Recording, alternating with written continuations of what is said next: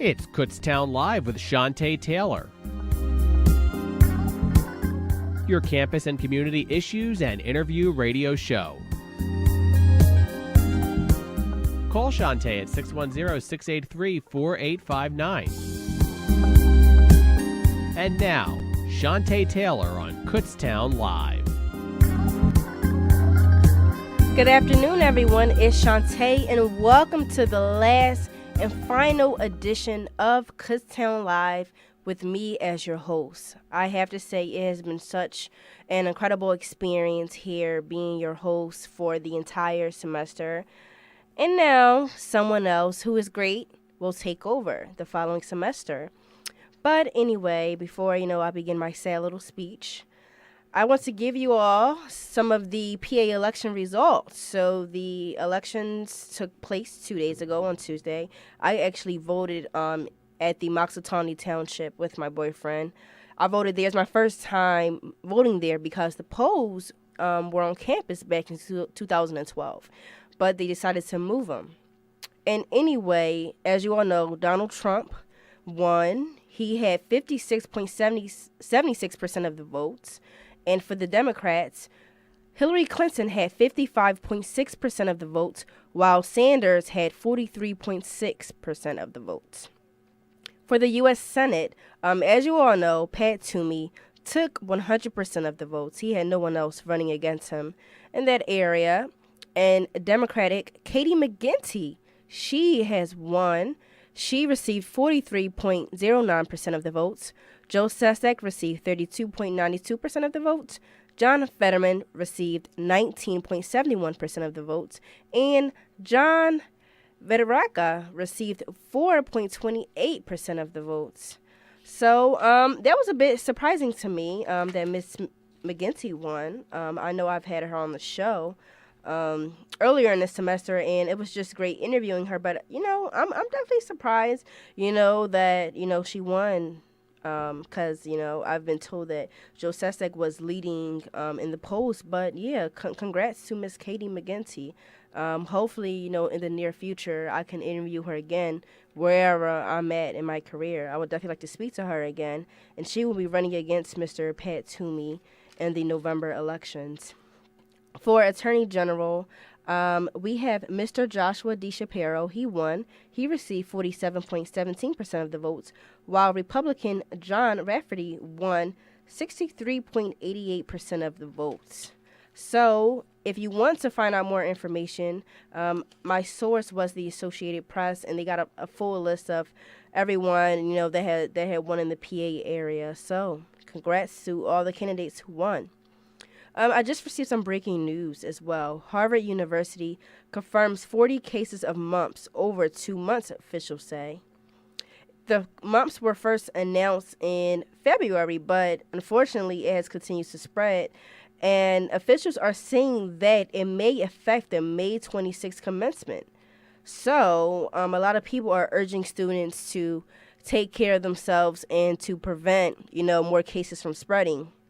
And if you want to find out more information about Harvard University's mumps cases, you can check out this article on CNN.com. And it pretty much explains, what has occurred over the last 2 months. Because like I mentioned earlier, the mumps cases were first announced in February. And it is now towards the end of April. And their graduation is on May 26th. And they do not want it to spread anymore.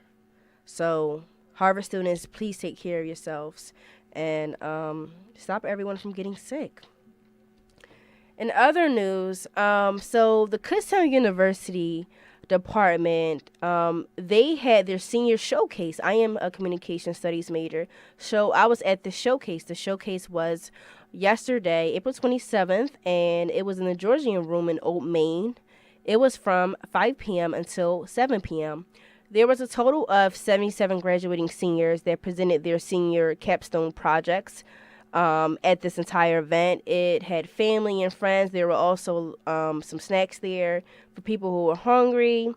And, it was just a great experience, just to celebrate, your success and what you have learned, as a communications major. And my senior capstone project was called Light Skin versus Dark Skin, a content analysis on colorism. And what I did for my project, I used the agenda setting theory to help me interpret my results. And that theory sort of tells people what messages are important. So if a viewer keeps seeing the same message or information more often, they may believe that this is what's important in the world, in the real world. So that's the theory that I used to interpret my result. And what I did for my project was I analyzed all current ABC shows on March 20th through the 26th, and I looked at all the minor and major black characters on these ABC shows, and I wanted to see if colorism is a practice of discrimination, and it's generally towards people who are minorities, and it means that within that race, people are more favorable towards the person who is lighter skin in comparison to the person who is darker skin. And for my project, I wanted to see if colorism plays a role on how that person possesses power, how that person gets opportunities, and if that person has positive relationships, whether it's a friendship or a romantic relationship. And my results show that colorism can have an effect on how a person achieves power, opportunities, and successful relationships. And what I was able to find out was that most of the light-skinned characters that I observed from the shows, Blackish in comparison to Scandal, The Catch, and General Hospital, I was able to find out that if not most, then all of those characters actually did have power based on their occupation. They were also in relationships, and not all the relationships were ideal, meaning that one of the characters was actually having an affair, so it's not your ideal relationship. And they also had opportunities, meaning that they had opportunities to receive a good education to get these high-paying jobs. Like most of the jobs that the light-skinned characters had, they were plastic surgeons, they were doctors, they were lawyers. They worked at a PR firm. And as you all know, like, those jobs pay really, really well. You know, a person can start off making probably about $90,000 a year if they have their master's or doctorate degree in those areas. So that was pretty interesting to me. Some of the some of the dark-skinned characters that I looked at was Olivia Pope from the show Scandal. And she did have power based on her occupation because she is a lawyer and she works for the president. There was also a dark-skinned character by the name of Edison who was currently in Scandal, and he was able to be in a successful relationship, have opportunities, and he is a senator, and he's currently running for president. So in order to run for president, you have to have some type of power. You have to have an influence over someone in order to run for president. So those two characters prove that colorism doesn't really exist, but the majority of the dark-skinned characters that I looked at, they had the power to intimidate. So it wasn't necessarily the same type of power in comparison to the light-skinned characters, meaning that a few of the characters that I looked and observed, their careers were to be an assassin and a thief, a killer, a robber. And they had the power to influence people to get them to do what they want to do because they look intimidating and they came off as very intimidating and threatening. So that's the type of power that they possess, which isn't necessarily good. And one of the other characters was locked up, so he didn't have any more opportunities, and he lost his power, as a result because he is locked up. So that's sort of what my project entailed. And at the senior showcase, students were actually graded on this. This senior showcase was worth 50 points of our final grade. So not only were our senior capstone professors grading us on our assignment and how we interacted with people, but 2 other professors from the communications department had to come around and grade us as well. So I'm not exactly sure, what I got from my presentation, but hopefully it's a good one. I did have many, many people come up to me and tell me that they really liked the concept of my project and that I really did a good job. And I want to thank my boyfriend for actually helping me create my presentation. He helped me put everything on a poster board because I'm not really a creative person, but I must say that all the projects were fantastic and everyone did a good job. Everyone looked nice, and it was just a good celebration, to end. But anyway, enough of the senior showcase. Congrats to all the graduates. We have someone that is on the line right now. Hello? Shantae? Hi, Nick. How are you? I'm really well, Shantae. This is a special day. I wanted to be part of the show for you today because I know this is your last show. Yes, it is. So how are you feeling about all that? I'm feeling a little sad, because I love KUR. Like, KUR has definitely become a landmark for learning for me, and I've grown so much as an individual and as a radio broadcaster, just by being here.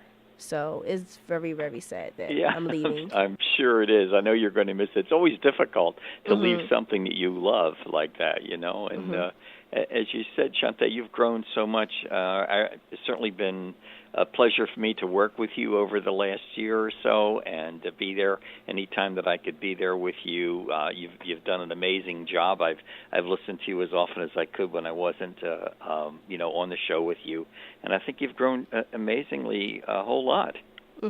Thank you. Like, it was really good, for you to come on the show. Like, you have been a mentor to me and helping me, learn the fundamentals of radio broadcasting, helping me learn how to be a critical thinker, and also researching is definitely important. So I definitely, learn some of those things from you. Yeah, well, I love the interviews that you do, the way you handle them, the way you're prepared for them, the way you keep the conversation going with your guests, and I think that's a tribute to you. Then that's the part that I've seen you grow so much in over the time that we've spent together. And I really, this is a big day for you. I wish you the best. I know your future is going to be bright. And I'm hoping that you stay in touch with me and let me know how you're doing and where you decide to work at some point. Yeah, I would definitely keep in contact. Hopefully it's somewhere in the radio industry that I end up at. Well, I know that's your goal, and you've got the talent to do it, and you've got the personality to do well on radio or whatever media you decide to be in at some point. So, again, I just wanted to call in. I know it's a special day for you. Had sad happiness in a way, right? Because it's the end of part of thing, but it's the beginning of something new for you. And I wish you the best, and hopefully you'll connect with me whenever you have an opportunity to do that. Thank you so much for taking time out of your day to come on here and wish me the best of luck. Thank you. Anytime, Shantae. You take care of yourself now. Bye-bye. Bye. All right, everyone. That was Mr. Nick Lawrence. As I mentioned, he has been on the show quite a few times here and helping me, guide and, just learn the fundamentals of broadcasting and learn what's important. And, I really do appreciate him coming on the show. He currently works at WEU, a station in Reading. And, he has had a lot of years, in the industry. So it's great that he comes here to mentor not just me, but he has come on the show and mentor several students throughout Kutztown University Radio. And to anyone, that is afraid of, doing talk radio, I think that you should just take a chance. You never know if you may like it or not. I know I was a little bit apprehensive about doing talk radio because I was so used to doing music. There's several formats of radio, and music was the format that I was most comfortable in. But they always say that you never are going to grow as a person unless you step outside of your comfort zone. So for those that, are thinking about it, and for those that want to take radio as a career, or they just want to do it for fun, this may be a great opportunity for you to grow in the industry and just to grow as a person. For all the KUR members, that are not graduating and that will still be here maybe a year or two, I would definitely, say contact Mike, in regards to doing talk radio. Like you just never know. if you're going to like it or not. You never know where it may lead you to. But anyway, we're going to take a small commercial break, and when I come right back, I have some news for you. You're listening to Kutztown Live.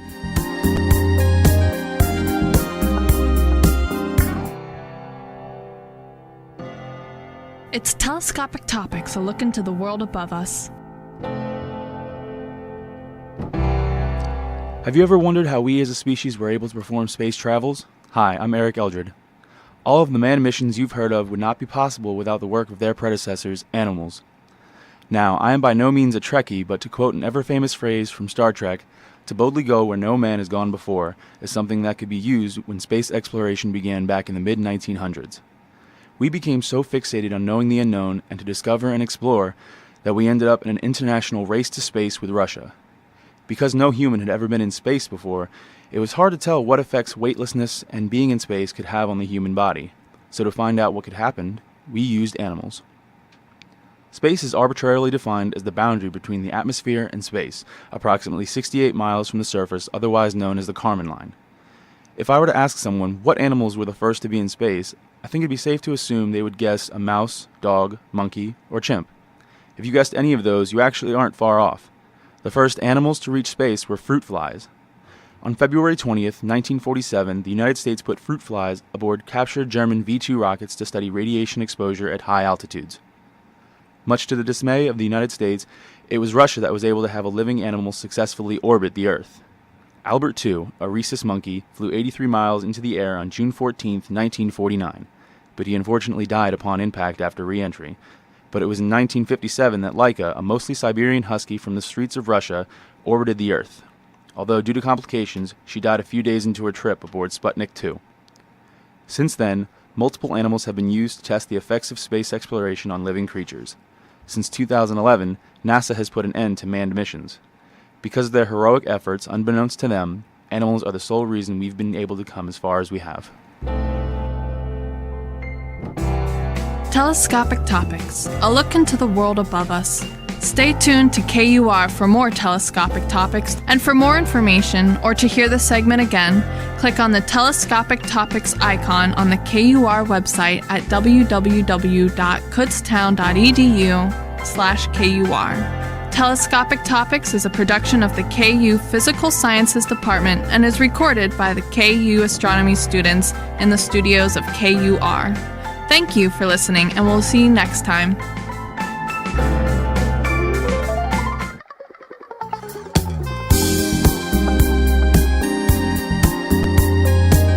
Hey everyone, it's Shantae, and welcome back to my last and final edition of Kutztown Live. Again, it is so sad that it's my last show, and I also have a special guest with me here today. I have Jacob Morrow. He has been on both of my shows. He has been on the All Day with Shantae show as well as Kutztown Live. And he just decided to stop by because, it is my last show, and I guess to give a couple of thoughts on what he, thought of both shows, and if he has any comments or suggestions. So, what's up, world? It's your boy Jake. Thank you for having me on the show again. I really appreciate that. I love coming on your shows. You do a great job. So yeah. So, like I said, you've been on both of my shows. The very first time you were on my show, I was with Jerice, and it was the all-day show with Jerice and Shantae. So can you tell everyone about your experience on that show? Yes, that was, I think that was one of the very, well, I wouldn't say it was the first radio show I've been on, because I think I was on the ratings first. Yeah, no, I meant that it was the first time you were on one of my shows. No, I understand that. And so, I think it was like only probably the second or third time I ever been on air really, talking about my music and stuff like that, and it was a fun time. That was last year, and I think that you have, as an on-air personality, have really progressed since then, and I feel like so have I as an artist, but we getting older as time goes on. You're about to graduate, so that's what you're supposed to do. You're supposed to get better. But it's so cool to see the evolution of that into this. You got your talk show that I listen to, and then your music show. So yeah, I think it's been a good ride. So, in comparison to the All Day Show of Jerice and Shantae, the All Day Show of Shantae, and then Kutztown Live, what has been your favorite show? I actually really do enjoy the Kutztown Live, your talk show, because I know you like to talk. Yes.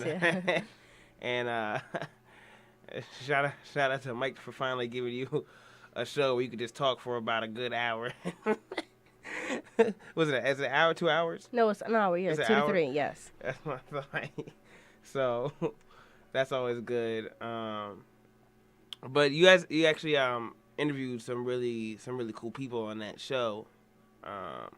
Like you had the Joe Sustack interview. That was a good one. Talking about different important issues around the community. So I do like the talk show.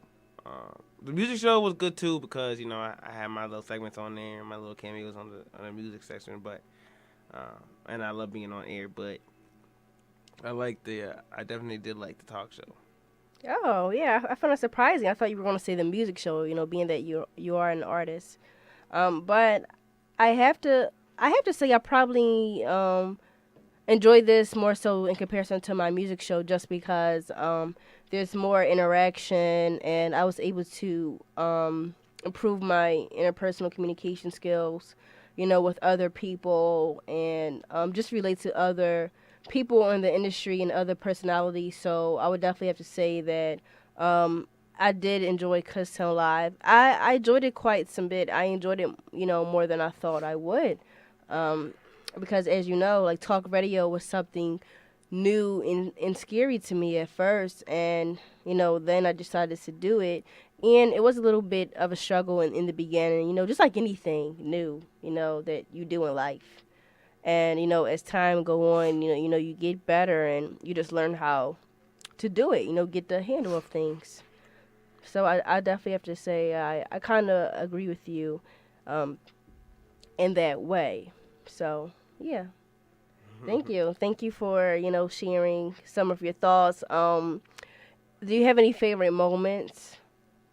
Favorite moments of your radio show? Of either, because I had three. I had three. Definitely my favorite moment was the first time that I was on the show. Really? Yeah. I mean, that's personally my favorite moment because, it was me. Mm-hmm. I think it was a good show. I think it's kind of like the first time where you and me got introduced. Mm-hmm. And so it was kind of a cool show in that aspect of it. Yeah, I remember that show like it was yesterday. It was me and Jerice, and she was always on the board, and then I was always closer to the other mic because I was still very new at the time. Because I joined KUR in 2014, and I decided that I did not want to be solo. I decided that I wanted to be with someone else just so I can get the hang of things because I wasn't completely comfortable being on the air.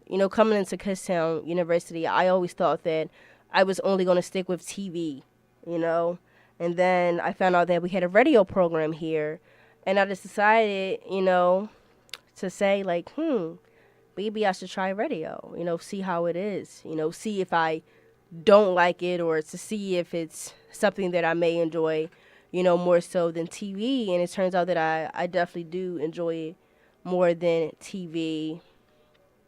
Just because I feel like I can be more of myself. And I like the way that you can sort of relay a message to viewers just by the sound of your voice. They don't have to see you. And whereas on TV, you have to be, I'm not saying perfect, but have to be as if you are. You have to look the part. You have to talk the part, fit the part. I think you fit the part. I think you'll do well on TV as well. But yeah. But I understand what you're saying. It's a little less stressful when you're on the radio. But you do a good job at both. But like I said, my first interview with you guys, you and Jerice, I think that was my favorite one because I think it was a big. It was like my first time on your show and like the first time I met you. So I think it was the first time I met you. And so you guys were asking me a lot about my music. I got to talk about that. Got to figure out a lot about you guys, and it was a fun show, and Yeah, I mean, I wish I would have recorded that interview because I think that it was like probably one of the first times I was on air. I think the very first time it was just me and Jerice to ourselves, and then eventually we had a local rapper in Philadelphia come on the show. So I would probably say like you coming on our show was probably the third show of All Day with Jerice and Shantae. And I really wish we would have recorded that interview just so that I can look back, and see how much I've grown and see how many improvements have been made. I think that's always good to do. Like, you should always record yourself.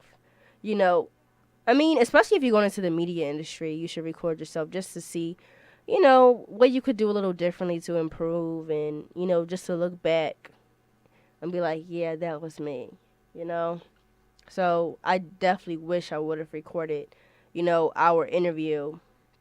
But, I've learned a couple of things on the way.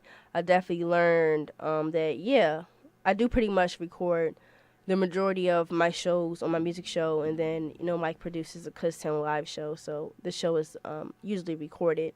And I always go to the YouTube channel and just sort of listen to how the show went and listen to see what I could do differently, Can I ask you a question? Yeah. What was your favorite moment out of all your shows that you've done?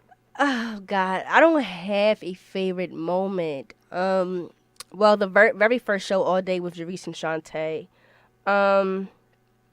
that was sort of different because, like I said, it was my very first time being on air, my first time actually working with someone on a show. And I was still new at it, I didn't take it as seriously as I should have. And that's something that I do now. I definitely know that preparation is key, when it comes to producing a successful show. And we were just sort of having fun, because radio is fun, but you should also take it seriously. And I do enjoy having you, on the show with that show. Stizzy was also on the show. So we definitely had, a few good music artists on that show. All Day with Shantae show. I really enjoyed all the guests that came on the show. I've actually had, more guests on Kutztown Live in comparison to the All Day show with Shantae, but I've definitely grown on that show as well. Like I said, I was more prepared when it came to interviewing music guests on that show. And I was actually just be able to have fun with it and enjoy it. And I learned that you cannot just only play music. There has to be times where you air commercials and you read announcements, and you also have to sort of have an interactive interview. It can't just be question, answer. You have to, connect with the artist that you're interviewing. And I can't say what's my favorite moment on both of the shows, but I have to say that I definitely enjoy doing both of the music shows. Kutztown Live, I really, really, really enjoyed hosting this show. Let me see, I really enjoy interviewing Miss Carrie Kasem. I met her at the NAB show back in Atlanta, and she kept her word and said that she was going to come on the show, to talk about elderly abuse. And she's actually doing really well right now. I still like to keep updated with her. I enjoyed interviewing all of the Senate candidates, Mr. Joe Sestak, Miss McGinty, Fetterman, Ostrowski. I enjoyed interviewing all four of the people that were running. I would definitely say that those were my favorite interviews as well. I also enjoyed interviewing some Kutztown students such as Jalil Warren. He was a member of the NAACP chapter here in Philadelphia. He's also a friend of mine, and I really enjoyed interviewing him as well. So, I would definitely have to say that those were my best and most favorite interviews on Kutztown Live. But I also really enjoyed, Nick Lawrence coming on the show and him sitting and observing my show, giving me some feedback and suggestions on how I can improve, what he liked and what he didn't like. So that always, helped me in preparation for the next show.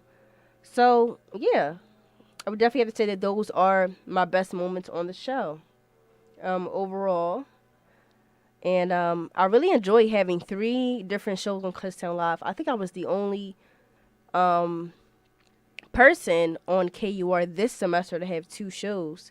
So that was great. At first, I was thinking, like, how am I going to manage having 2 shows, being the anchor for Newsbreak, and on top of that, I'm taking classes, in order to graduate. Like, how am I going to do all of this? But I was able to, pull through, and I have to say it has been, a great semester for me. But anyway, we'll be back, and when we come back, I have a couple of announcements from Beer Essentials. Stay tuned, everyone. You are listening to Kutztown Live.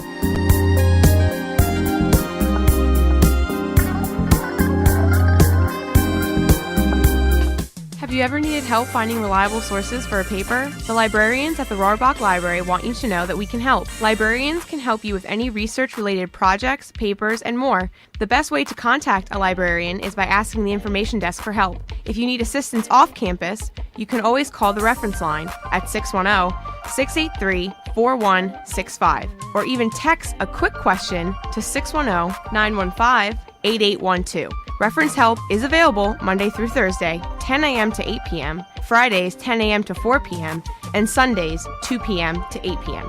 For more information, visit our website at library.kutztown.edu/reference. Hey KU students, how would you like to be a part of the 2-time recipient of Kutztown University's Gold Status Organization of the Year? If so, bring all your talents to KUR. No experience required, on-site training provided. For more information about joining, go to our website at kutztown.edu/KUR or drop us an email at kur@kutztown.edu. We look forward to hearing from you. In honor of Kutztown University's 150th year celebration, a senior class gift committee was created to provide an opportunity for seniors to pay it forward. Contributions towards the senior class gift supports the 150th Scholarship Fund, a fund created to finance student scholarships for future Golden Bears. Seniors who contribute $20.16 to the senior class gift will receive a 2016 pin that can be worn during commencement. Seniors who contribute $1 or more are welcome to sign their names on the senior class gift banner that will be a part of your commencement ceremony. The Senior Class Gift Committee hopes to start the tradition of displaying these banners on campus to inspire future generations to follow your lead and support Kutztown University. There will be senior class gift tables during the May 4th grad rehearsals in Schaefer Auditorium from 5:30 to 6:30 p.m. Note that your donation can be made via credit card, cash, or check made out to the KU Foundation. Pens for gifts of $20.16 will be available immediately, and you are welcome to sign the senior class banner at that time. Thank you for your generosity, and we wish you the best of luck, Golden Bears.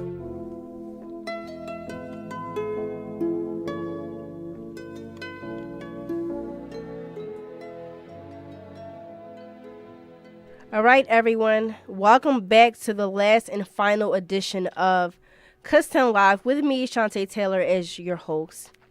Before I begin to say my goodbyes or any last thoughts on the show, I do have some announcements. First up, they have been saying that Prince was found with painkillers in his possession and in his house when he died, according to Carver County, Minnesota. Officials that were investigating the musician's death. This is reported by the NBC.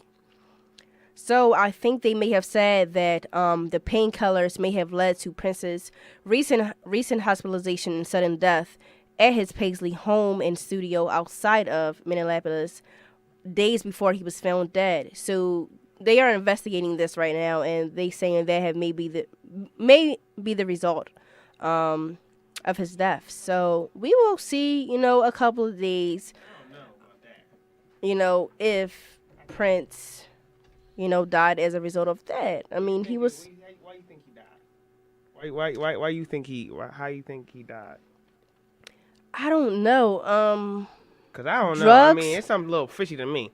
That's all I'm saying. That's the same thing with Michael Jackson. For some don't get me reason, started. I know, but with Michael Jackson, remember they were trying to say that sleeping meds were the cause of his death at first. Look, So, I don't know.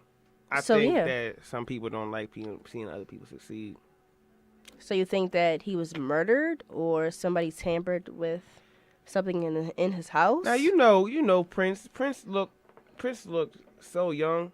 You know what I'm saying? Yeah, he has. I looked at photos He- from him in the 70s and the 60s, and that man has not aged a bit. No, not at all. He's skinny. I presume he was healthy.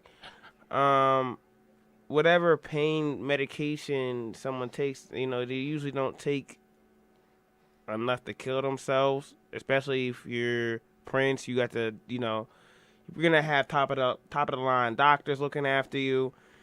Same with Michael Jackson. I just think that there's something a little fishy going on. But that's just me. Wow. The media will feed you whatever they want to feed you. I don't know. I mean, his death was definitely a surprise by everyone, so But it seemed hopefully- like the world was ready for his death almost, because like the next day you had whole tributes to him and everything like that, whipped up real quick. There was a lot I of did see that. there was a lot of that kind of stuff, and I was just like, it's like almost you guys knew that he was gonna die because think about it. They had the whole VH1, MTV. They had whole things on Prince, and I understand that you play the reruns and everything when someone dies, and rest in peace to Prince. But at the same time, I'm thinking, how they whip this up so quick? Production, pre-production, planning, getting everyone together. I seen live shows, with the tribute to Prince, and that's not something you can just whip up in a day. I don't think. I don't know. Something's just a little bit fishy to me, but maybe I watch too many conspiracies. Yeah, I mean, I hope they find out the real But cause they never of his do. death. They never do. Yeah. They still looking for Tupac and Biggie's killers. I mean, You yeah. trying to tell me you can find Osama bin Laden, but you can't find who killed Tupac? I don't know. I guess we'll never know. Unfortunately. We'll never know. Yeah, but no, it's very unfortunately, unfortunate. I am not fooled. Okay. I don't know. I really, really don't know, and I wish I did. But I just found something else very, very surprising. They said that he died. I thought they said Prince. I heard a rumor that Prince died from the flu. No, they said that he was experiencing some symptoms of the flu, probably 2 months ago. But I didn't hear that he died from it. I did hear that he was experiencing flu symptoms, but not that he died. And that was like back in February, early February. Actually, no, yeah, between February and April, they said that. So I don't think he died from that at all. I mean, maybe he was sick, just like David Bowie. He died at age 70, and he didn't tell anyone that he had cancer or was sick. It was later revealed that that's why he died. So maybe Prince was sick, because some celebrities, they like to, some people in general like to keep, stuff to themselves. So maybe, he was sick. Maybe. We'll see. Or probably not. Yeah, I mean, But- unfortunately. I mean, We'll see. I mentioned last week on my show that it seems as though all the legends and all the greats die young. And die mysteriously. Yeah, no, it's true. See, don't get me started. It's true. Tupac was way too young to die. Biggie was way too young to die. Prince is way too young to die. Michael Jackson was way too young to die. Now Michael Jackson worked really extremely hard, but I still don't think that it was his time. I don't either. There's And Whitney Houston too. Whitney Houston. Whitney Houston had her own set of problems. Yeah, see that one, it was surprising, but then it wasn't because she was a former addict, so she could be responsible for her death. But the others, I don't know. I don't know about that. And like you said earlier, we may never know. But this is some shocking news. I found something else. It says authorities arrest Senator John McCain's campaign fundraiser. So if you guys aren't familiar with John McCain, he was running against Barack Obama, and he ended up losing to Mr. Barack Obama. But on Tuesday, 34-year-old Emily Pitha was arrested for narcotics distribution and manufacturing when sheriff's deputies found an active meth lab and illicit drugs during a search of her North Central Phoenix home. Whoa, this girl was thugging. Yeah, I mean... You know what? It's crazy. This is the type of stuff. This is the type of stuff that gets me, because you know that the government is not all. It's a sticky situation. Yeah. It's definitely, you could tell. I know that underneath the walls of the White House, there's some crazy stuff going on. I mean, like I said, I feel like the people are kept not in the loop when it comes to some of this stuff.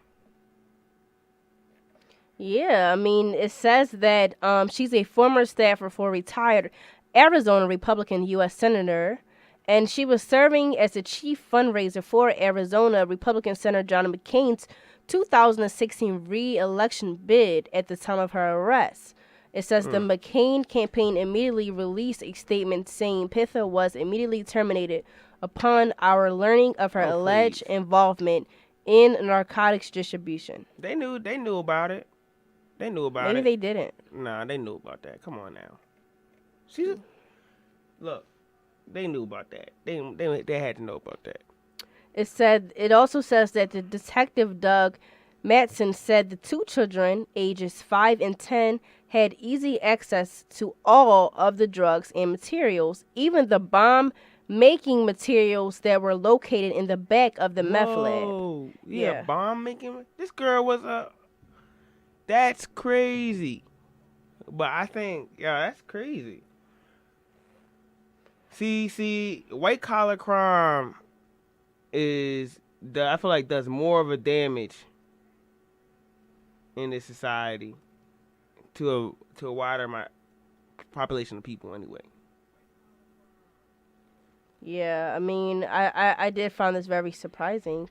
But, the news just broke today, and it has been trending worldwide. Yeah, that's definitely going to catch people's attention, because there's some crazy statistics that's going on. Yeah, because, John McCain is a politician, and he was running against Barack Obama. And now he's trying to get reelected. So, yeah, I mean, I just think people should do background checks on those that they hire. I don't even know. Like, the thing is, it's probably not even a background check. You could even like she's something that she had hidden. I mean, no one expects somebody of that status, in the government to be doing something in which she's done. So they probably wasn't even looking at her like, oh, what's going on? It was probably someone stumbled upon some information and then started, doing the search. But that's crazy that actually happened. It just goes to show, anybody, you don't know what's going on up there. So I don't know if anyone was listening, but I mentioned on my All Day with Shantae show about Beyonce's Lemonade album, and how there was a lot of controversy surrounding the song and the message. And now Australian rapper Iggy Azalea is criticizing the Becky lyric on Beyonce's Lemonade album. She says, generalizing any race by calling them one stereotypical name. That's what she says for said race. She said, "I personally don't think it's very cool." The end. Azealia tweeted in reference to the name Becky used on the album. So, yeah. So, a lot of people are saying that the Becky lyric isn't necessarily directed towards white women, but it is directed towards someone who is, lighter than a black person. But she may have be right in this, but she's also saying that she's not saying that Beyonce is a racist or anything of that nature. And a fan also tweeted at her saying something like, "How does she feel about that, Becky?" And then Iggy sort of attacked back and said, "Don't ever call me a Becky." So she doesn't like the lyric. Beyonce hasn't confirmed who the Becky is that she's referring to. As I mentioned earlier, that a lot of people were saying that it was Dame Dash's ex-wife, Rachel Roy, and then others are saying that it's Rita Ora.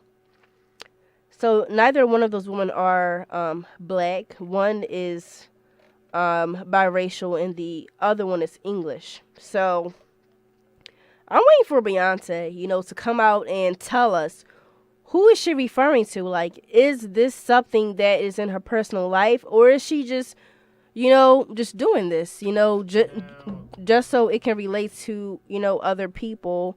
Because at times, artists don't necessarily write about their personal experiences. They can write about, a friend or a family member's personal experience, as well as something that they know that can relate to their audience and their viewers and listeners.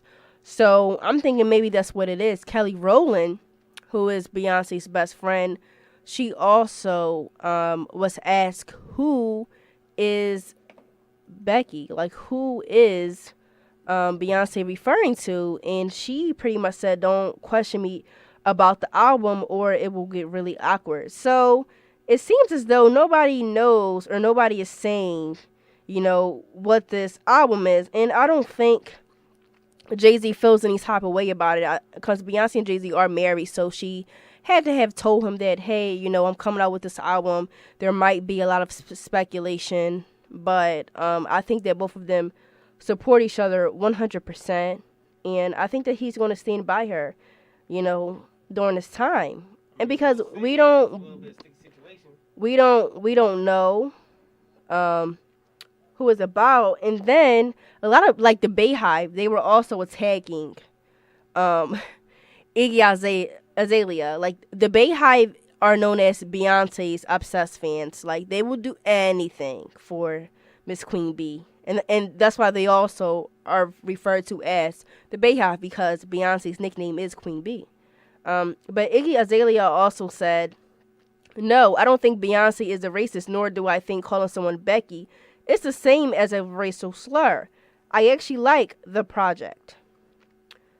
So, it's like, the thing about Iggy is that she'll say one thing and then she'll backtrack towards it. It's like, a lot of people have said that, maybe she is not meant to be a rapper because she, take things too, seriously or sensitive. But, I mean, she has a right to voice her own opinion.